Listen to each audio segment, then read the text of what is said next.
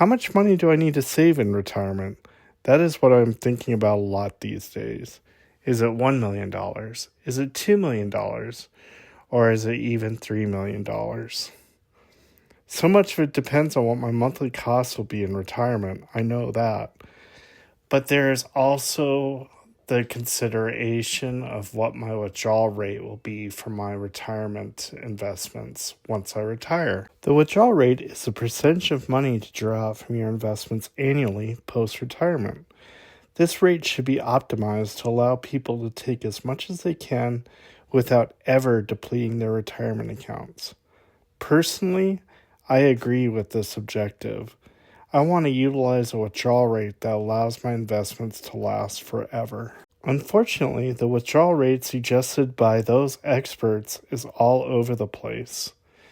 On one end of the spectrum seems to be Dave Ramsey, who takes the following perspective. Invest your money in good mutual funds, which means it's probably based on the S&P 500. And if you do that, he expects an average annual rate of 12%. And if you account 4% for inflation, then you end up with an 8% withdrawal rate. So that means if I have a $1 million investment, I can withdraw $80,000 a year. Sounds fantastic, right? On the other end of the spectrum seems to be the financial advising community, and also Susie Orman. Now, Susie advises people to take 3% out a year if your retirement starts closer to 62, or 4% a year if your retirement starts closer to 70. So her guidance on the retirement is at most half of what Dave Ramsey's guidance is. What is the reason for this? She rationalizes at least part of the difference based on what could happen, which is a sudden need for higher costs due to assisted living. She explains that if someone suddenly has a life change and they need to pay for someone to take care of them, that is going to draw down a retirement fund in a hurry. She reminds us that the cost of living for a healthy 65-year-old might not be the same when they turn 85, 90, or 95. So she brings in the cost of assisted living into her considerations of the withdrawal rate. So for Susie Orman, $1 million invested means the retiree ends up with perhaps $30,000 or $40,000 a year based on a $1 million investment. Not quite as liberal as what Dave Ramsey is suggesting. So what is the guidance you are likely to hear from a financial advisor? A Google search on this indicates that the most common guidance for the withdrawal rate is 4%.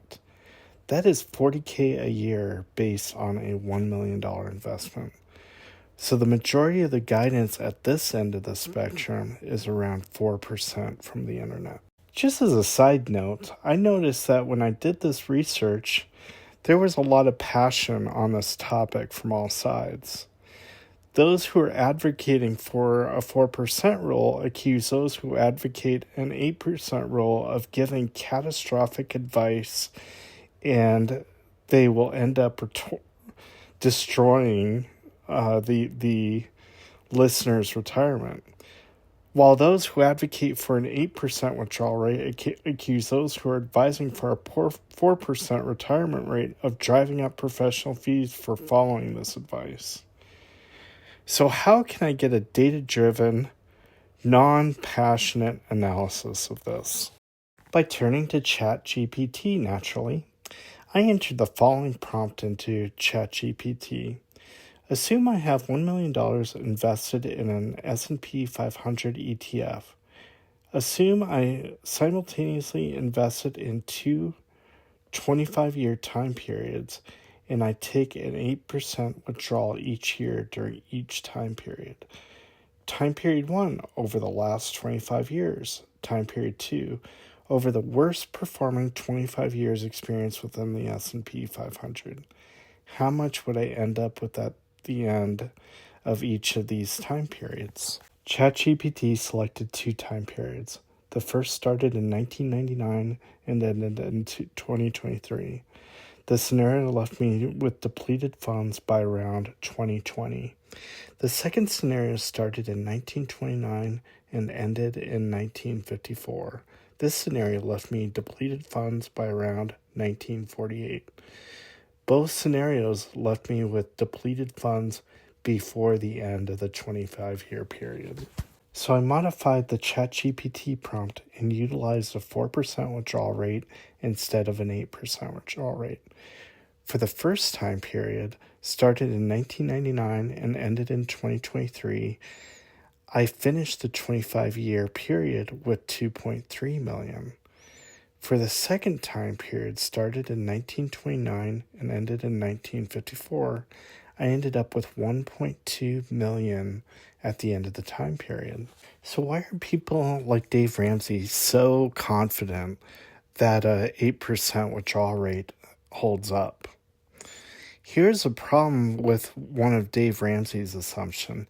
He assumes the S&P 500 will return 12% on average. However, ChatGPT thinks that the historical return is 7%.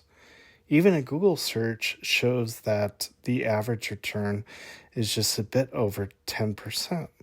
These are significant differences with Dave Ramsey's assumption around 12%. It is important to remember that Dave Ramsey has no liability that he takes on for giving this advice. He cannot be sued if people exhaust their retirement accounts years or even decades early. He is simply an entertainer. He is not a licensed professional with these sorts of obligations. It's important to remember this and to consult third parties before taking his advice.